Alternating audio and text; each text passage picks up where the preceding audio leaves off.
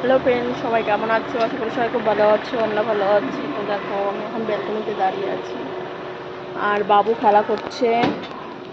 বাবু খেলা করছে, তো ভাবলাম তোমাদের সাথে একটা শর্ট ভিডিও দিই। তো এই দেখো, তো বাবু শয়তানি করছিল।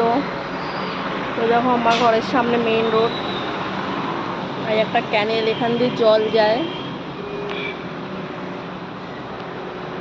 দেখো কতটা সুন্দর।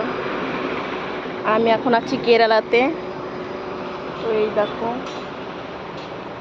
আকাশের ভিউটা দেখো কতটা সুন্দর। এখন আমরা আছি অনেকটা উঁচুতে, আর এই রাস্তাটা অনেকটা নিচু।